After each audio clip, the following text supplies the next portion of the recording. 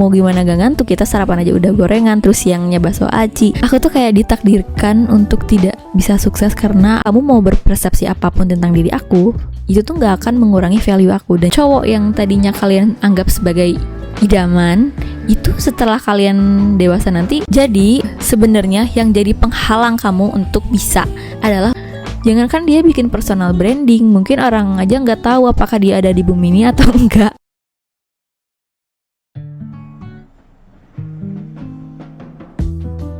Halo sayang, aku Verina Triananda, dan aku mau ngucapin dulu terima kasih kepada teman-teman yang udah ngasih komentar positif di video-video aku. Karena kalian, aku jadi makin semangat nih bikin videonya. Kalau aku lihat-lihat, ternyata dari beberapa yang komen itu mostly adalah anak SMA. Nah, jadi aku punya ide untuk bikin video ini. Sebelum kesana, aku mau bongkar dulu rahasia yang aku punya. Jadi aku SMA tuh berbeda dengan apa yang aku sekarang. Dulu tuh aku lebih ke overthinking, insecure, gak pede, terus sedihan.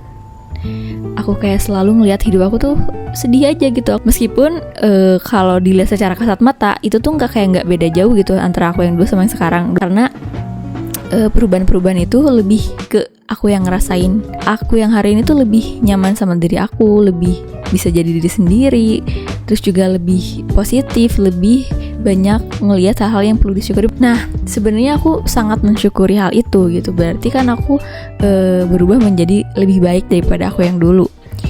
Tapi di sisi lain kadang aku juga ngerasa nyesel. Nyeselnya kenapa? Nyesel karena kenapa ya aku tuh nggak dari dulu kayak gini? Kenapa hal ini tuh nggak aku pelajari dari dulu gitu? Daripada aku berlarut-larut dalam penyesalan, mending aku kasih tahu hal ini dan sharing ini ke kalian. Jadi aku harap ini bisa bermanfaat untuk kalian, dan jangan lupa tonton videonya sampai akhir.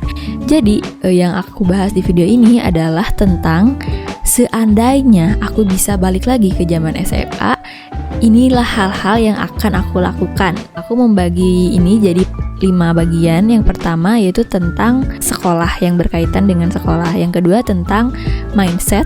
Dan yang ketiga tentang hubungan atau relationship, pertemanan dan percintaan. Yang keempat tentang hal-hal yang harusnya aku pelajari dari dulu. Dan yang kelima yaitu tentang pesan penting. Terus kalau misalkan aku bukan anak SMA, aku nggak bisa nonton video ini. Nggak gitu juga gitu, karena mungkin sekarang kamu udah nggak SMA lagi, tapi bisa aja kamu tuh belum tahu hal-hal ini. Dan aku saranin kamu tetap nonton sampai akhir, karena menurut aku ini penting dan ini adalah hal-hal yang cukup merubah hidup aku juga. Oke, kita langsung aja ke part yang pertama, yaitu tentang sekolah. Hal yang pertama yang mau aku sampaikan adalah jangan datang ke sekolah cuman buat nunggu jam pulang. Kalau diinget-inget nih, aku pun dulu kayak gitu. Jadi datang ke sekolah, pas belajar jam pertama, jam kedua, itu kita fokusnya nunggu-nunggu jam istirahat, pengen cepet-cepet istirahat pertama. Habis itu, maju ke siang, kita pengen cepet-cepet istirahat kedua. Maju ke sore, kita pengen cepet-cepet pulang. Nunggu jam pulang. Kalau gak gitu, kadang kita ngantuk, kita mainin HP, dan tanpa kita sadari, kita tuh kayak gak pernah benar-benar fokus selama kita belajar nih dari jam 7 sampai jam 4 sore. Dan dulu pun aku ngerasa gak ada yang salah dengan hal itu, karena teman-teman juga kayak gitu. Tapi kalau misalkan aku ingat itu sekarang, itu tuh kayak sayang banget, kayak aku buang-buang waktu. Dan yang lebih bahayanya adalah ketika kalian buang-buang waktu di sekolah, kalian gak ngerasa buang-buang waktu karena kalian lagi sekolah. Kalian udah pakai seragam datang ke sekolah, berarti kalian lagi sekolah. Tapi kalian gak ngelakuin apa-apa, kalian tetap buang-buang waktu kalau kalian gak benar-benar fokus, gak benar-benar belajar. Ketika gak ada guru, kita kayak sorak-sorai. Akhirnya kita ngobrol, atau misalkan pada tidur lah, pada ngapain. Itu sisi lain lucu juga, tapi kalau diingat-ingat emang sayang sekali. Bayangin aja dari jam 7 sampai jam 4, 8 jam, kita kayak cuman gitu-gitu terus gitu setiap hari sampai bertahun-tahun. Waktu yang kebuang tuh banyak sekali gitu. Intinya yang aku sampaikan tuh, jangan sampai hal itu tuh kalian anggap biasa aja. Hal yang kalian anggap normal tuh sebetulnya berbahaya. Yang kedua adalah kalian cari cara gimana caranya untuk meningkatkan fokus kalian, atau gimana caranya untuk belajar yang lebih efektif. Aku tahu banget nih, kalau misalkan belajar dari pagi sampai sore tuh capek banget. Emang itu kayak mustahil kita bisa terus-terusan konsentrasi dari pagi sampai sore. Tapi karena itu juga kalian tuh harus cari cara gimana caranya ningkatin fokus kalian, dan kalian harus tahu apa-apa aja yang bisa merusak fokus kalian. Dan hal yang gak aku sadari, yang sering aku lakuin dulu dan ternyata itu tuh ngerusak kemampuan konsentrasi aku, adalah pola hidup. Bayangin aja, aku tuh dulu sering kali sarapannya gehu, bala-bala, pokoknya yang gorengan-gorengan. Kalau paling sehat tuh susu sama roti. Itu tuh kayak aku anggap paling sehat, padahal kalau yang sekarang bagi aku susu sama roti itu nggak begitu sehat, karena susu kotak itu kan gula, roti juga mengandung banyak gula. Makanan itu bikin kita ngantuk. Jadi mau gimana gak ngantuk, kita sarapan aja udah gorengan, terus siangnya bakso aci, pulang sekolahnya mie ayam. Jadi dulu tuh aku nggak nganggap itu sesuatu yang serius gitu, padahal itu tuh yang merusak konsentrasi aku. Jadi mau gak ngantuk gimana gitu kalau makanannya aja kayak gitu. Belum lagi dulu aku gak minum banyak gitu, minumnya cuman sebotol, dari pagi sampai sore minumnya cuman sebotol. Terus juga aku gak pernah olahraga. Bayangin aja gimana bisa aku menjaga fokus aku. Jadi saran aku adalah cari cara gimana caranya ningkatin fokus. Salah satu diantaranya adalah kalian harus menjaga pola hidup dari makan, minum, olahraga. Terus kalian juga bisa cari tahu nih di cara-cara kita buat ningkatin fokus kita. Ada latihan-latihannya. Dan aku nih, selain kalian cari cara untuk ningkatin fokus kalian dan ngelatih untuk fokus lebih lama, kalian bisa cari cara untuk belajar yang lebih efektif, kayak teknik Pomodoro, teknik Feynman, Leitner. Di saat-saat kalian udah bosen, kalian tuh yang kalian ubah tuh caranya gitu. Cara belajarnya gimana biar gak ngebosenin. Untuk metode Leitner, kalau seingat aku itu tuh harus kalian bikin kartu-kartu di mana dari setiap kartunya tuh ada kata tentang pelajaran yang mau kamu ngerti. Terus kalian ada 3 kotak tuh. Jadi kalian ambil kartu ini dari kotak pertama, terus kalian harus jelasin satu kata yang ada di kartu itu. Kalau kalian bisa ngejelasin dengan bahasa kalian sendiri, maksudnya bukan menghafal tapi kalian lebih ke mengerti, kalian pindahin kartu itu ke kotak yang kedua. Nah, dan seterusnya kayak gitu. Kalian tuh bisa dijadiin ini sebagai games kalian sama teman-teman kalian. Kayak gitu. Nah, pokoknya kalian yang kreatif deh, sekreatif mungkin. Atau untuk kalian yang suka gambar, kalian bisa bikin mind mapping sebagai metode belajar kalian. Atau kalian yang suka dengar, kalian kalau di lagi jam-jam kosong, kalian bisa dengerin audiobook atau misalkan podcast yang lebih bermanfaat kayak gitu. Jadi diusahain kalian tuh jangan terlalu banyak membuang waktu. Terus yang ketiga adalah sosial media, scrolling itu bukan istirahat. Kalau misalkan kalian lagi istirahat nih, terus kalian memutuskan untuk aku mau scrolling dulu deh mumpung lagi istirahat. Nah, aku mau kasih tahu kalau yang namanya scrolling itu bukan istirahat. Otak kalian tuh nggak istirahat kalau kalian lagi scrolling. Setelah kalian scrolling dengan waktu yang lama, itu tuh bukannya bikin kalian fresh, itu tuh malah bikin kalian tambah capek. Karena bayangin aja, otak kalian harus memproses informasi berganti-ganti setiap beberapa detik sekali, dan itu pasti informasinya beda-beda dan banyak sekali gitu. Itu capek. Jadi kalau misalkan kalian bosen, saran aku, kalian daripada scrolling, mending kalian nonton satu video yang durasinya 30 menit sekalian. Itu mau video tentang hiburan, mau stand up comedy atau apapun itu. Menurut aku itu lebih menghibur dan lebih nggak melelahkan gitu. Kalau scrolling itu malah bikin capek. Terakhir, untuk bagian yang sekolah ini, aku saranin kamu harus ikut banyak kegiatan. Mau itu organisasi, mau itu perlombaan. Karena apa? Pengalaman organisasi itu bakal terus kepake, mau itu kalian kuliah ataupun nanti kalian pas kerja. Salah satu hal yang aku sesali adalah aku kurang ikut organisasi. Jadi dulu tuh sebenarnya udah ada nih di hati aku tuh, aku pengen ikutan organisasi, entah itu OSIS ataupun misalkan MPK. Tapi aku tuh mandang kalau misalkan anak-anak yang masuk OSIS itu harus yang pintar, harus yang bisa ngomong gitu, harus yang percaya diri, harus yang ide brilian, berpikir kritis. Sedangkan dulu kan aku insecurean, aku tuh mikir kayaknya aku nggak bisa deh, aku malu aja gitu, aku takut gak bisa diandalkan. Nah, itu adalah keputusan yang salah.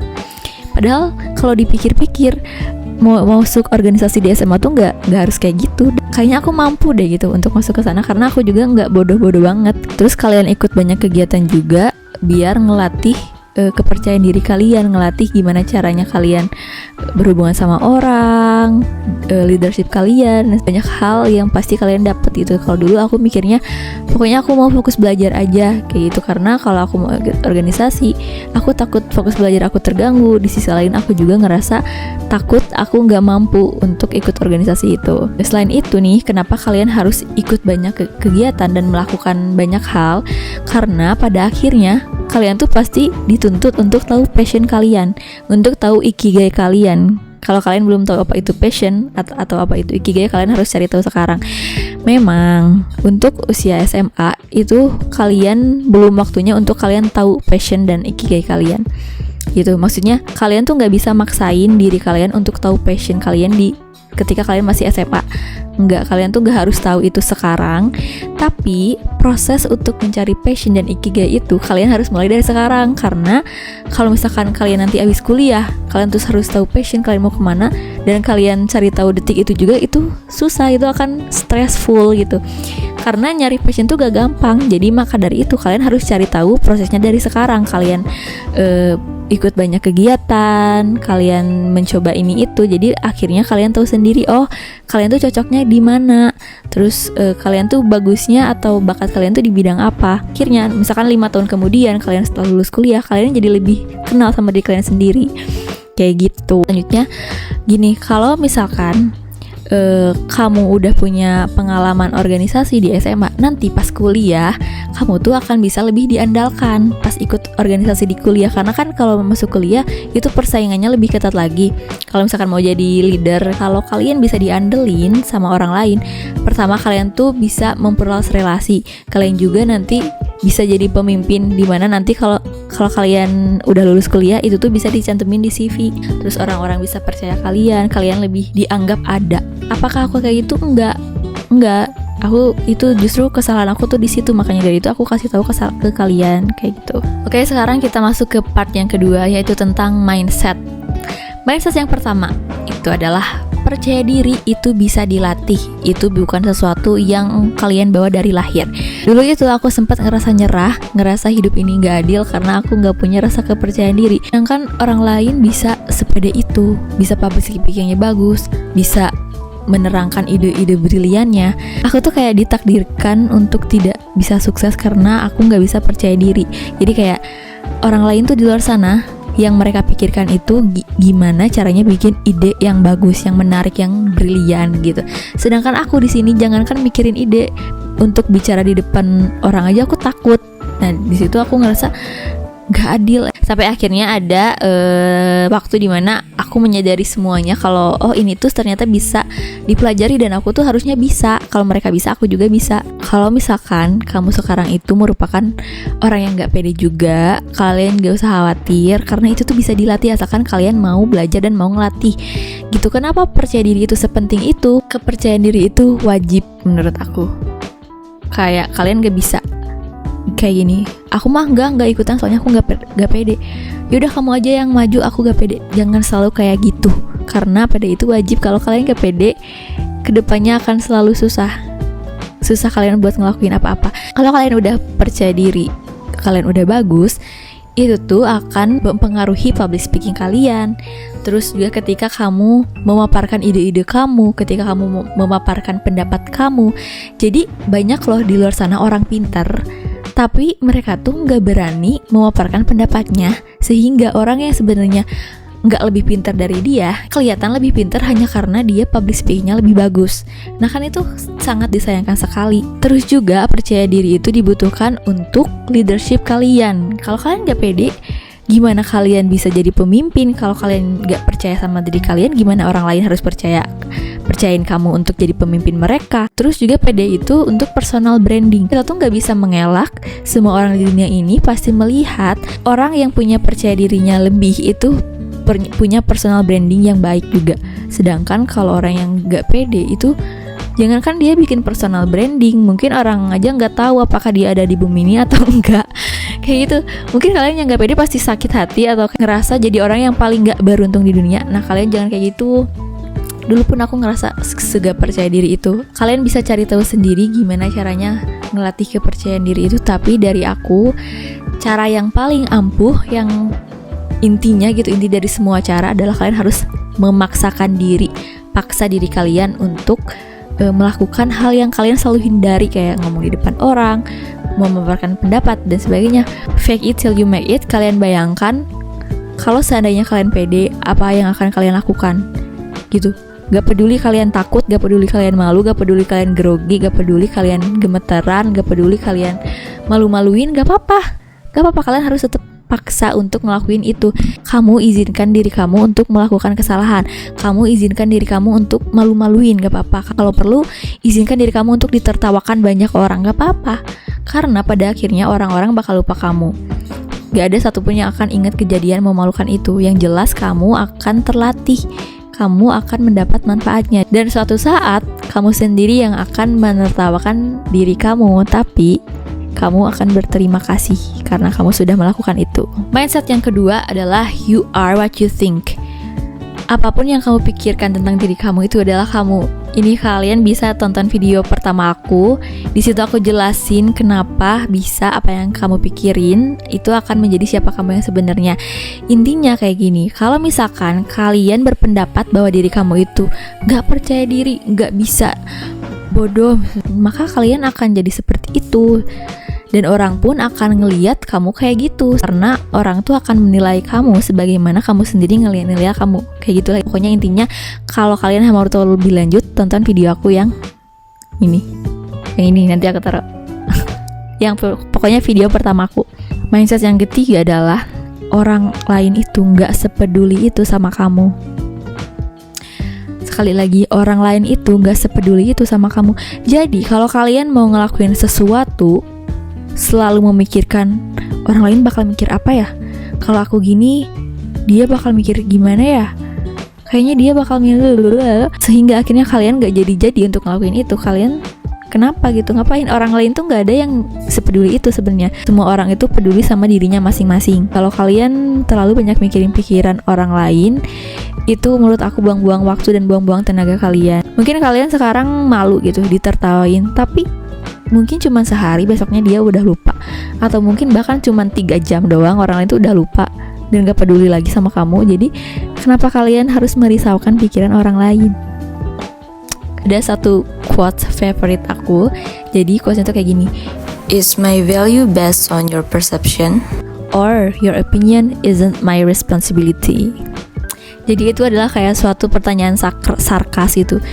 Kayak, emang value aku tuh bergantung sama persepsi kamu, atau opini kamu tuh bukan tanggung jawab aku? Jadi itu kayak pertanyaan sarkas yang artinya adalah emang value aku tuh sebenarnya nggak didefinisikan oleh persepsi kamu. Jadi kamu mau berpersepsi apapun tentang diri aku, itu tuh nggak akan mengurangi value aku. Dan begitu juga dengan opini kamu tuh bukan tanggung jawab aku loh gitu. Jadi kamu tuh nggak harus selalu menjelaskan diri kamu kepada semua orang.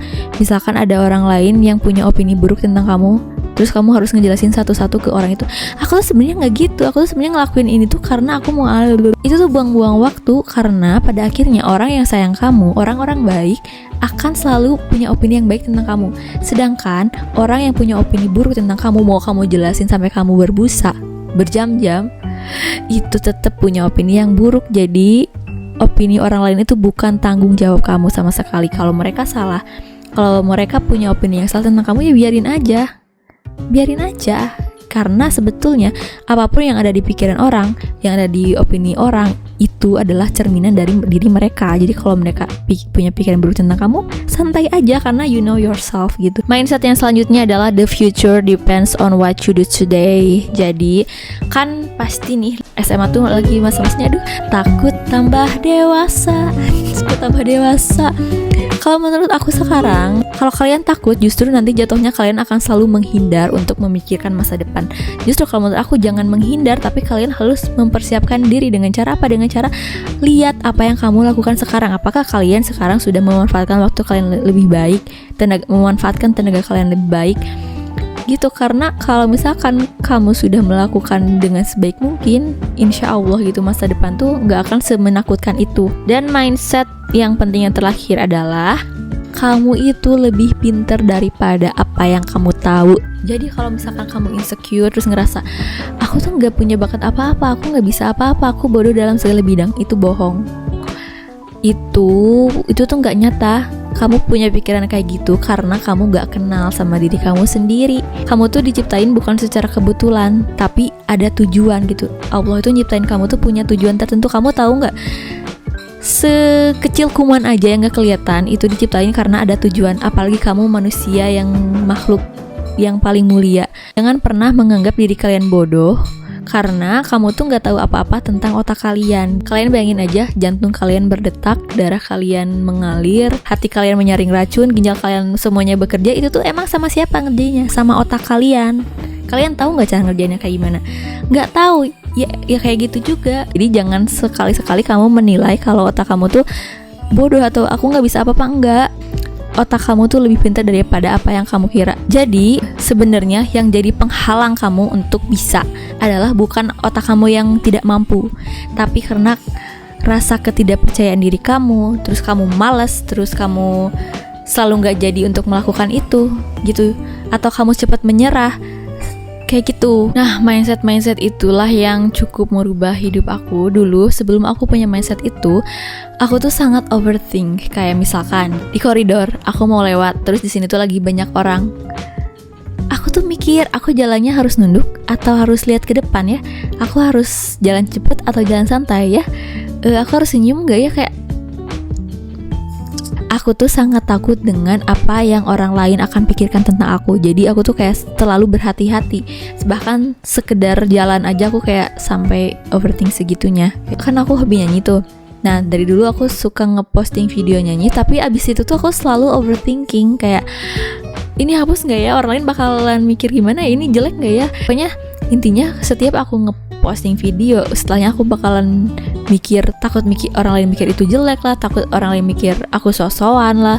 Padahal orang lain tuh gak ada yang pernah bilang kayak gitu. Dan itu hanyalah pikiran aku sendiri sampai akhirnya aku ngehapus video-video yang udah aku posting kayak gitu. Dan sebenarnya banyak banget sih yang aku selalu overthink kayak gitulah. Dan setelah aku punya mindset itu, aku serasa merdeka tau gak sih, kayak lebih aku gak peduli sama apa yang orang pikir nih, kayak gini ya. Kalau misalkan sebelum ada mindset ini, aku gak akan pernah bikin channel YouTube ini dan aku gak akan pernah bikin video ini. Oke, kita langsung masuk ke part selanjutnya, yaitu terkait dengan hubungan pertemanan dan percintaan. Poin yang pertama, setiap kalian menghadapi masalah, entah itu tentang pertemanan atau percintaan, coba kalian menggunakan kacamata dari orang dewasa. Coba kalian menggunakan sudut pandang orang dewasa, apa yang akan kalian lakukan. Itu aja yang nomor pertama. Karena pasti mostly gitu ya, ke permasalahan kalian tuh sebenarnya gak penting-penting amat. Kesalahan aku dulu tuh setiap ada masalah, entah itu pertemanan atau tentang percintaan, aku mikirnya lama banget, bahkan sampai berhari-hari, berbulan-bulan, bahkan bertahun-tahun. Menurut aku itu tuh buang-buang energi banget dan buang-buang waktu. Jadi intinya adalah kenapa kalian harus melihat di sudut pandang orang dewasa, biar kalian menilai ini tuh sebenarnya penting gak sih? Ada gak sih orang dewasa yang mempermasalahkan hal ini sampai berhari-hari? Oke lah, kalian kalau ada masalah, mau itu kecil atau besar, kalian harus tetap selesaikan. Tapi kalau misalkan itu sampai mengganggu pikiran kalian, sampai kalian pikirin berhari-hari, sampai kalian mau tidur mikirin itu, lagi belajar mikirin itu, please deh, emang itu masalah sebesar apa kayak gitu. Yang kedua, pertemanan itu bukan sesuatu yang dipaksakan, tapi terjadi secara alami ketika satu orang dengan orang lainnya sesatu frekuensi dan mereka merasa saling nyaman untuk ngobrol, untuk bermain satu sama lain. Jadi nggak ada yang perlu dipaksakan. Anehnya, kayak anak-anak SMA tuh selalu mencoba menyelesaikan permasalahan kubu-kubuan gitu, dan menganggap kalau kubu-kubuan itu suatu masalah. Padahal kalau yang aku lihat sekarang, sebenarnya kubu-kubuan itu bukan suatu masalah selama antar kubunya itu damai, rukun. Ini yang sudut pandang aku aja ya. Kenapa bisa ada kubu-kubu? Karena ada beda kedekatan gitu. Jadi misalkan ada kubu nih 5 orang. Si 5 orang ini tuh kedekatannya lebih dekat dengan 5 orang ini daripada ke 30 orang di kelasnya. Kayak gitu. Dan itu bukan suatu masalah menurut aku. Kenapa harus dipermasalahkan? Bahkan di keluarga aja kita tuh ada orang-orang tertentu yang menurut aku lebih deket hubungannya gitu. Misalkan kayak aku sama kakak aku tuh lebih deket daripada aku sama bapak aku. Dan itu tuh bukan suatu masalah, itu bukan berarti aku sama bapak aku tuh harus musuhan. Nggak kayak gitu juga. Ya karena itu ada faktor-faktor tertentu, kayak kita lebih seumuran, kita lebih sering curhat-curhatan kayak gitu. Dan begitu juga dengan pertemanan, mungkin mereka yang lebih deket tuh karena satu frekuensi aja. Bisa aja mereka tuh sama-sama introvert misalkan, atau sama-sama punya hobi yang sama-sama suka pelajaran matematika, atau misalkan ada hal-hal yang kita nggak tahu yang menjadi faktor kenapa mereka bisa lebih deket daripada dengan teman-teman yang lainnya. Itu tuh terjadi secara alami, secara natural, bukan berarti ada hal yang salah atau ada hal yang negatif. Tapi kenapa kita tuh selalu membuang waktu untuk gimana caranya biar nggak kubu-kubuan, tapi pada akhirnya akan selalu kubu-kubuan. Dan it's okay. Yang penting gini, kalian bisa menempatkan diri kapan waktunya kalian sedang bersama satu kelas, kan itu tim kalian juga, dan kapan saatnya kalian sedang berada di satu circle. Kalau misalkan sedang berada di kelas, kayak misalkan pembagian kelompok, pembagian piket, kalau ada orang yang mau belajar bareng, itu kalian gak boleh gitu, cuman mau belajar sama satu circle doang. Kalau ada yang mau gabung ya gak apa-apa, kayak gitulah intinya. Tapi kalau misalkan kalian mau lagi main di luar kelas gitu, kalian lagi mau quality time aja sama teman-teman deket kalian, menurut aku yang nggak apa-apa, fine aja. Dan itu tuh nggak harus kayak sembunyi-sembunyi, nggak harus jadi nggak enak. Terus yang nggak diajak juga jangan jadi negative thinking, aku nggak diajak, dia mah kayaknya ngomongin aku deh, atau aku nggak diajak, dia jahat banget.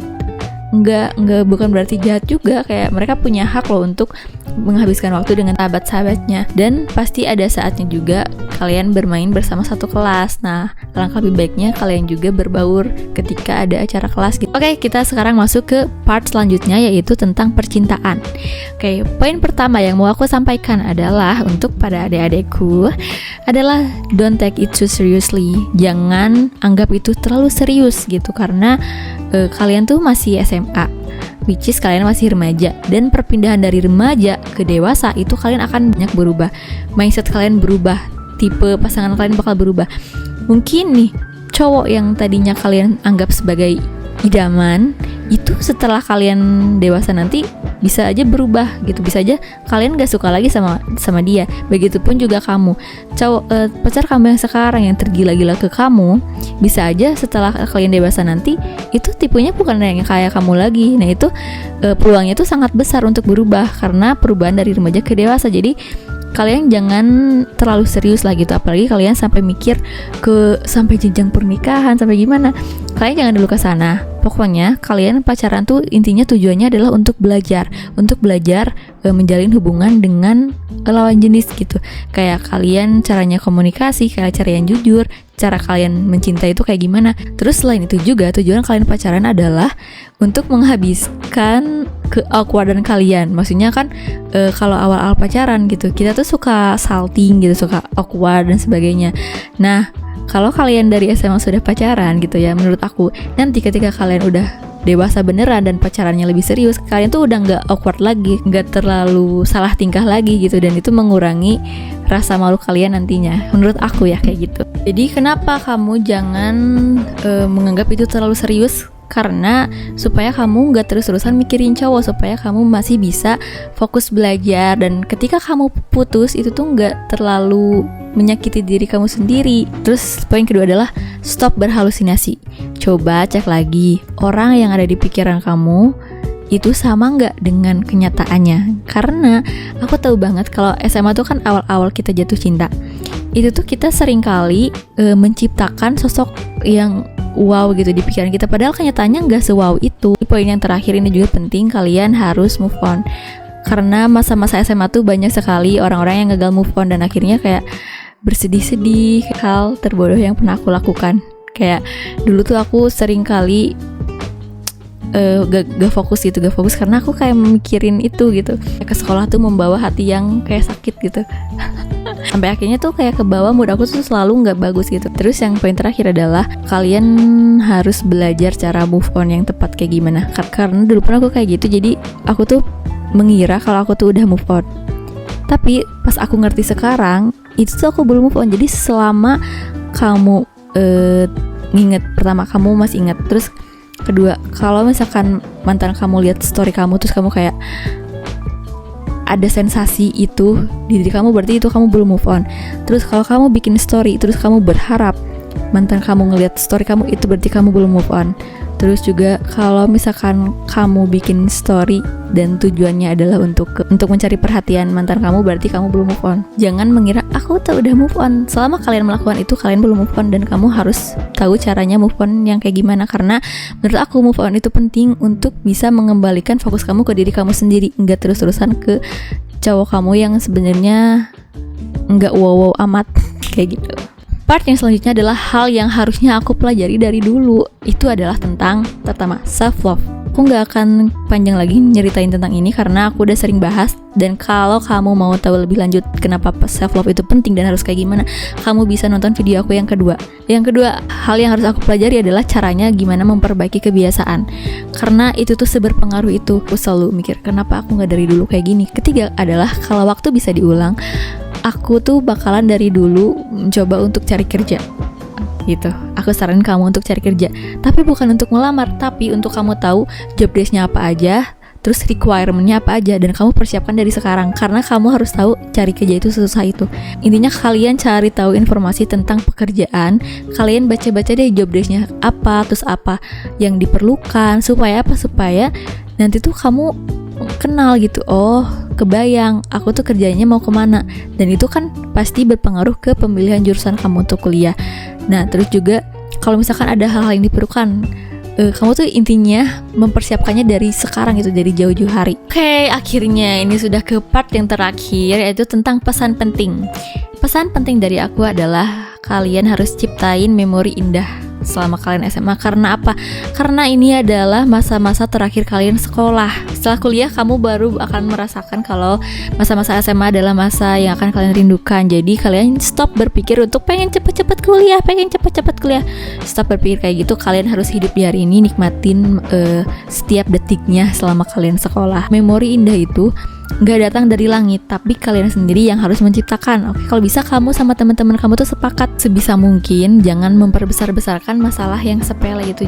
Intinya kalian harus menghindari energi-energi yang negatif, kayak masalah yang bisa menimbulkan kesedihan, marah, musuhan, konflik kayak gitu. Menurut aku hindari hal-hal kayak gitu. Coba deh dengan memaafkan dan jangan membuat semuanya menjadi lebih rumit. Karena sebetulnya kalau kalian bisa berpikir jernih, masalah yang sedang kalian lalui itu nggak sebesar itu gitu. Coba kalian kalau ada masalah, oke, itu mah selesain aja, maafin aja, kita membuat cerita yang lebih baik gitu. Terus biarkan diri kamu menjadi diri sendiri, dan biarkan teman-teman kamu menjadi diri mereka masing-masing. Kalau misalkan ada orang yang sukanya penyendiri, biarin aja dia nyamannya kayak gitu. Jangan kalian misalkan kalau ada teman kalian yang sukanya stylenya beda dari kalian ngerasa orang itu tuh aneh, culun, atau misalkan kalian mau ngebully mereka, melabrak mereka, jangan kayak gitu.